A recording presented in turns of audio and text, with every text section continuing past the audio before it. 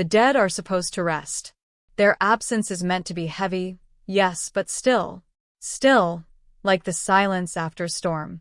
But for me, death wasn't an ending. It was the beginning of a nightmare I never saw coming. My name is Elena Carter, and I thought losing my husband was the worst thing that could ever happen to me. I was wrong. The day Jeremy died, the sky refused to mourn. The sun shone too brightly, the birds sang too cheerfully, and the world had the audacity to move forward like nothing happened. I remember standing by his casket, clutching a crumpled tissue in one hand and my shaking wrist in the other, trying to hold myself together. People whispered kind words, offered empty condolences, but none of them could reach the hollow place where my heart had once been. Jeremy wasn't just my husband. He was my best friend, my anchor, my entire reason for waking up each morning. Or at least that's what I believed. We had been married for 11 years. No kids by choice. Just us and our quiet house in Asheville, North Carolina. He was a history professor at the local university, brilliant, gentle, a man who preferred antique books over new people. I was a photographer, mostly weddings and portraits, with a studio downtown that smelled like eucalyptus and old wood. Our life wasn't perfect, but it was ours. Full of slow mornings, shared coffee, and late-night talks on the porch swing with crickets singing backup. And then, just like that, it was gone. A car accident. That's what they told me. A rainy night, an unexpected swerve, and a tree that refused to move. He died on impact, they said. Didn't feel a thing. Clean. Swift. Final. I wanted to scream. How dare they make it sound so neat? I remember collapsing on the floor the night the officer came to tell me. I still see the rain dripping from his hat, his hesitant voice asking if I was Mrs. Elena Carter. My throat closed up before I could answer. Some primal part of me already knew what he was about to say. Jeremy was never late. Never unreachable. So when he didn't come home that night, I had curled up by the window, heart pounding, watching the storm and waiting for a silhouette that would never come. The days after blurred into each other. I signed papers I didn't read. I accepted casseroles from neighbors whose names I barely remembered. I wore black. I smiled when I needed to. I moved like a puppet, strings pulled by grief and protocol. But even in the fog, something didn't feel right. It started with little things. His phone was missing when the police returned his belongings. A simple oversight, they said. Maybe lost in the crash. Then came the insurance call. The man on the line said Jeremy had changed his life insurance beneficiary just 2 months before the accident. The name listed was not mine. I laughed at first. A clerical error, clearly. Except it wasn't. The name was real. A woman I had never heard of, Veronica Hale. I called the insurance company 3 times. Same answer. Verified. Legal. Witnessed. Jeremy had willingly redirected $500,000 to someone else. Shock cracked something inside me. A slow, creeping horror began to replace my grief. Who was she? Why would he do this? Why didn't I know? Was our entire marriage a lie? I went looking for answers. I started with his study. Jeremy always kept it locked, said it was to protect his rare books from humidity. But he wasn't here to keep it locked anymore, and I needed the truth more than I needed memories. The key was on the underside of his desk drawer, taped like a secret. Inside the room, the air felt wrong. Colder somehow. Still filled with him, his scent, his papers, his careful notes. But also something else. I opened drawer after drawer. Found nothing unusual. Until the bottom drawer stuck. Inside it, there was a red folder marked private. I stared at it for what felt like hours. Hands trembling, I opened it. Inside were printed emails, letters, transactions, and photographs. One in particular caught my eye. Jeremy standing beside a woman, Veronica, I assumed, smiling, holding hands, in front of a small cabin I didn't recognize. Dated 3 months ago. My breath caught in my throat. 3 months ago, Jeremy had told me he was going on a university retreat in New York. Said it was all male faculty. I'd even packed his suitcase. Instead, he had been with her. The room spun. I gripped the edge of the desk, trying not to fall. My Jeremy, my husband, had been living a double life. I found dozens of messages between them. Sweet, sometimes raunchy, always intimate. He called her my butterfly. Said she made him feel alive. Promised her a future. Mentioned divorce. Not directly, but enough for the implication to singe my soul. I wanted to scream. I wanted to smash everything he ever touched. But I couldn't even cry. I was too numb. Too hollow. How had I not seen this? How had the man who tucked me in every night also been planning to leave me? Worse yet, he was gone. Dead. I'd never get answers. Never get to scream in his face, demand the truth, or ask him why I wasn't enough. And then, just when I thought it couldn't get worse, I found the key to a storage unit. It was taped inside one of the books. I almost missed it. It had a number and a location scribbled next to it. Outskirts of town. A place we'd never been. I don't know what made me go that same night. Maybe I didn't want to wait another day living in a lie. Maybe I was afraid the truth would vanish if I waited. So I drove. It was nearly midnight. The place was deserted, lit by a single flickering bulb. I felt like I was walking into a graveyard of secrets. The key turned smoothly. The metal door groaned as it lifted. And what I saw inside made my knees buckle. Dozens of boxes. Old furniture. Paintings I'd never seen before. Jewelry. Stacks of cash in sealed envelopes. And photos. Photos of me. Dozens. Hundreds. Some taken from across the street. Some from inside my studio. My bedroom window. Suddenly, the air turned colder than before. Jeremy hadn't just betrayed me. He had been watching me. And not just recently, some of the photos were dated before we met. I stumbled back, heart racing, nausea crawling up my throat. Who was the man I married? And more terrifying, what had he planned to do to me? I didn't hear the door of the unit slam behind me. Not until the lock clicked from the outside. Darkness swallowed me whole. People think they know what grief looks like. Quiet sobbing. Days spent under blankets.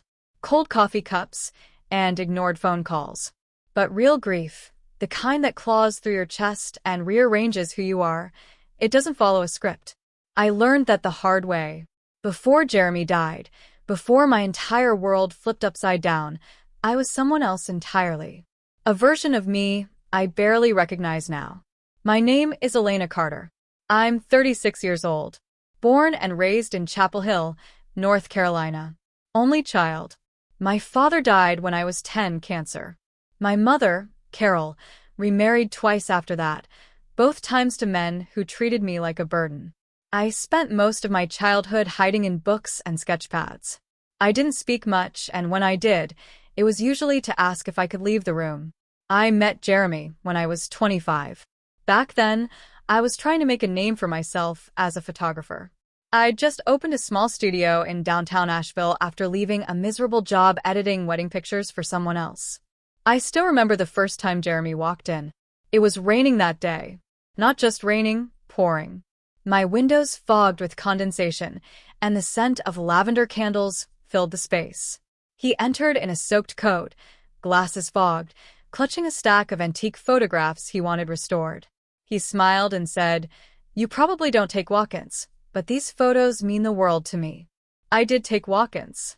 But something about his voice, soft, precise, like someone who chose his words carefully, made me instantly curious.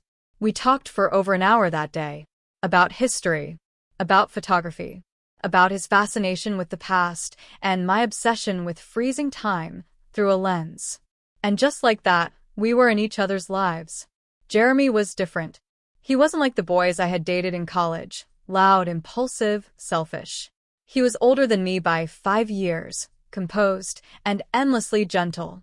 The kind of man who listened more than he spoke, and who paid attention to the tiniest things, how I took my tea, how I tapped my fingers when I was thinking, how I hummed when editing photos. I fell hard. And fast. We got married a year later. A small wedding in my mother's backyard. He wore a gray suit. I wore a lace dress my mother stitched from her own wedding gown. There were only 20 people there, but it was perfect. At least, it felt perfect. We bought a small house nestled in the Blue Ridge Mountains. Quiet. Secluded. With a big garden and a porch swing, Jeremy installed himself. We made routines: Sunday morning pancakes, evening walks, holiday traditions like carving overly ambitious pumpkins or baking ugly Christmas cookies. Jeremy read every night. I worked strange hours, but we always found our way back to each other. He taught American history at a nearby college. His students adored him. I'd sometimes attend his lectures just to watch him speak. He was confident and articulate, a completely different version of the man who curled up beside me at night, whispering book quotes into my hair. But even in those early years, there were things I ignored, like the way he flinched when I asked too many questions about his past, or how he'd sometimes get distant, staring into space like he was somewhere else entirely. There were also the locked drawers, the unreturned calls, the frequent research trips that never quite added up. But I didn't pry. I told myself every relationship had mysteries, boundaries, that Jeremy was a private person, and that was okay. I didn't realize I was teaching myself how to be blind. My mother, Carol, once warned me. It was during one of our few real conversations. She said, "Men who hide themselves are often hiding more than you want to know, Elena." I brushed it off at the time, thought she was just projecting her own failed marriages onto mine. But now, I wonder if she saw something I missed. Our marriage seemed stable to outsiders. We had dinner parties. We took weekend trips. We posted smiling pictures on social media, laughing by waterfalls, sipping wine at vineyards. The kind of life that looked enviable, curated like a photo gallery. But inside our home, cracks had started to form. Slowly, quietly. Jeremy began spending more time away: conferences, archives, faculty retreats. He'd come home tired, distracted. He'd still kiss my forehead, still make my tea, still ask about my shoots, but something had changed. I couldn't explain it at the time. I just felt it, like a draft in a warm room. Then came the tension. Small fights over nothing. The way he dismissed my feelings when I asked why he was distant. How he'd make me feel guilty for accusing him of something. so I stopped asking. I told myself we were just in a rough patch, that all long marriages go through phases. I leaned harder into work, took on more clients, started volunteering at a local shelter just to fill the hours. I told myself I was happy. And then he died. And with his death, everything unraveled. At the funeral, I met people I'd never seen before. Some introduced themselves as colleagues, but they looked at me like they knew something I didn't. One woman, blonde, about my age, with sharp eyes, hugged me a second too long and whispered, "I hope you find peace." I didn't understand it then. But now, I wish I'd asked her what she meant. After Jeremy's death, no one checked on me. his colleagues didn't call.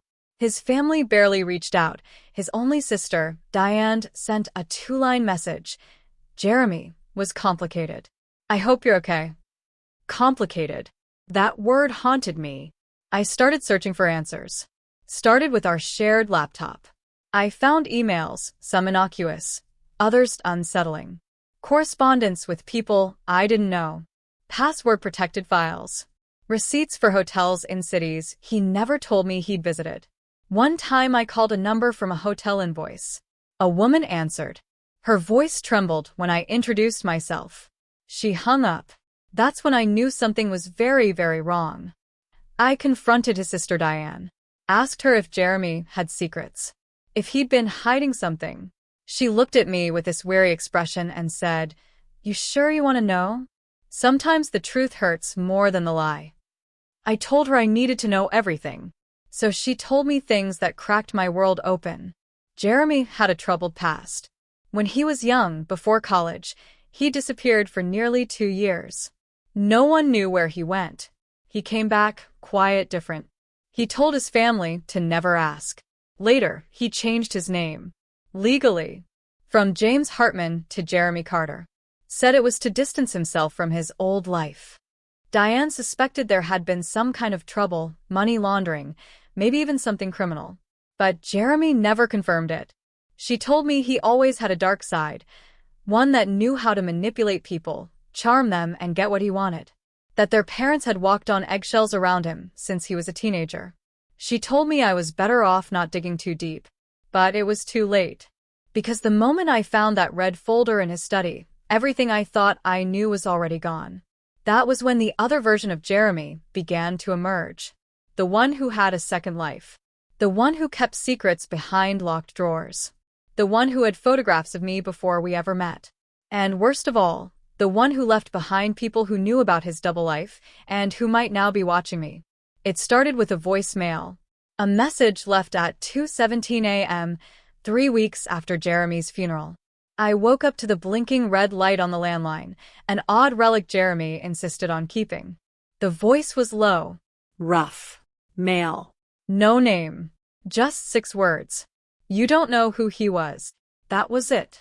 I sat on the kitchen floor for what felt like an hour, replaying the message over and over until I knew it by heart. My fingers trembled. My breath felt tight in my chest. I knew this wasn't just a prank. It was intentional. Someone out there wanted me to keep looking. Or maybe they wanted me to stop. I didn't know which one terrified me more. That day, I tore through the study, ransacked it. Every drawer, every dusty folder, every hard drive, flash drive, and photo box. I pulled back the rug, tapped on wooden panels. I was no longer grieving, I was hunting. That's when I found the red folder, hidden behind a false panel in the bottom drawer of his desk. Inside were photographs, grainy black and white surveillance shots. Most were of people I didn't recognize. But some were of me. Not recent ones either. Photos of me taken from a distance years before we ever met. One was of me at a coffee shop in Asheville. Another of me walking into my old apartment building. Another of me sitting in a park, sketching. I couldn't breathe. Why would Jeremy have those? How did he even get them? There were also passports with different names and different hairstyles. Fake IDs. Receipts from offshore accounts. A handwritten list of names, many of them crossed out. One name wasn't. Elena Carter. Do not engage yet. The blood drained from my face. The man I married, the man I loved, had been watching me before we ever spoke.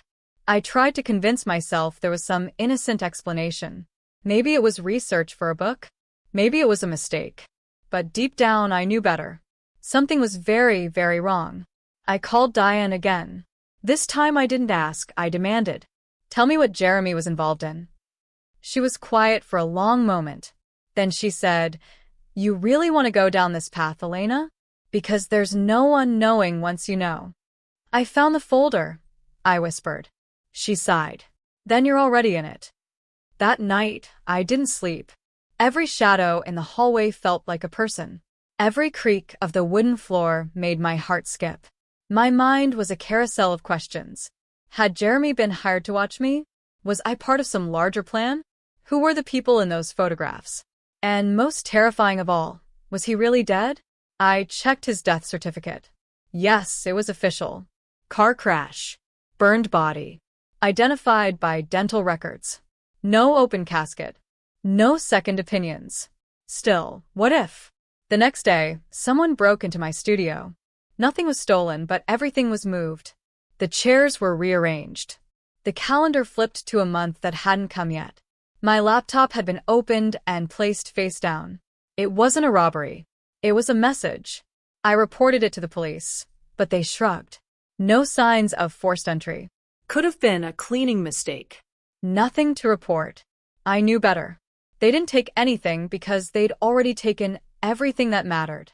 I decided to look up one of the names from Jeremy's list. The only one I remembered clearly, Nadia Farrell. A quick search brought up nothing. But when I added missing person, everything changed. Nadia Farrell disappeared in 2011. Last seen in Missouri. A freelance journalist working on an investigation into offshore identity laundering and international shell corporations. Exactly the kind of world Jeremy had quietly tapped into. She had vanished without a trace.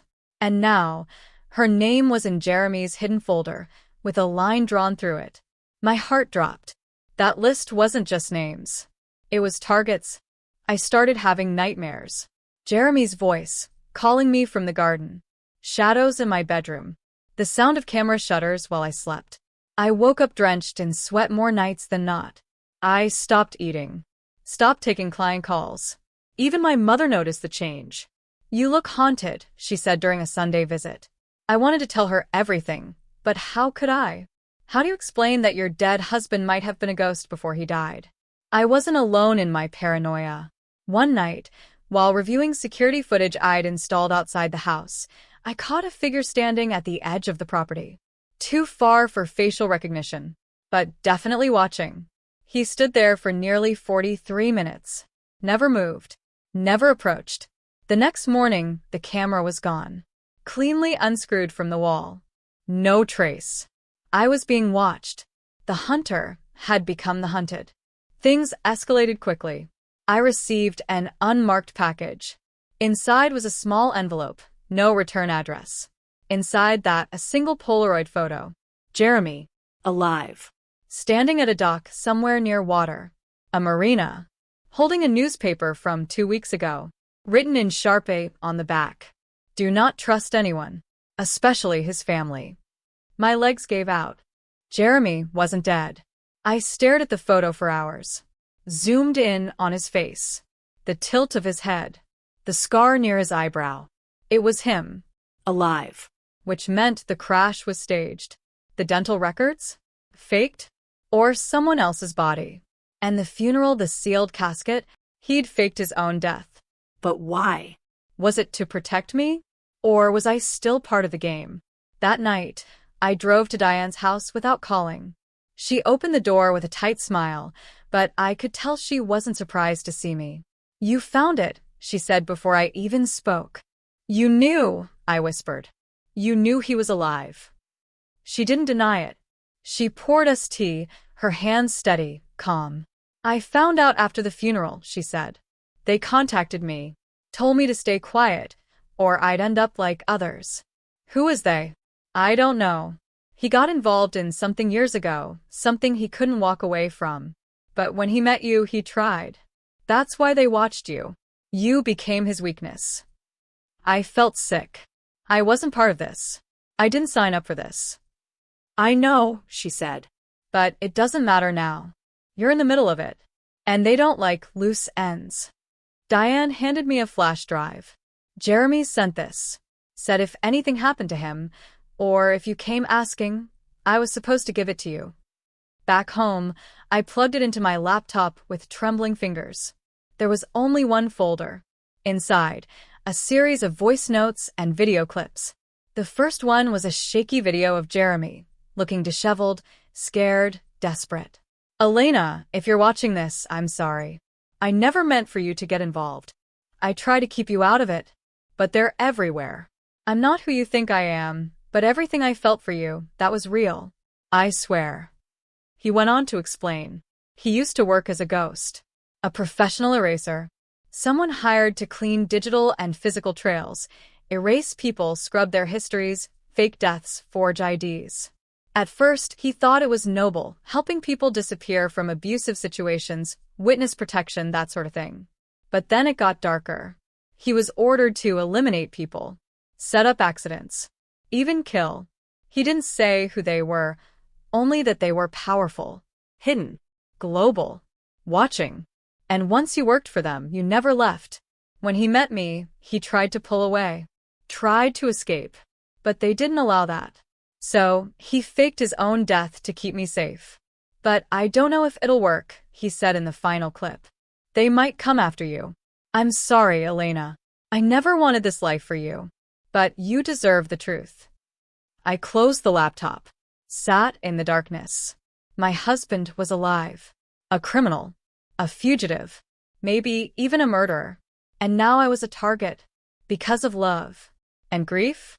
That wasn't even the real villain. The real villain was truth. And it had just kicked down my door. I stayed up all night. Replay. Rewind. Pause. Zoom. Every one of Jeremy's recorded messages had me spiraling deeper into a web I didn't even know I was caught in.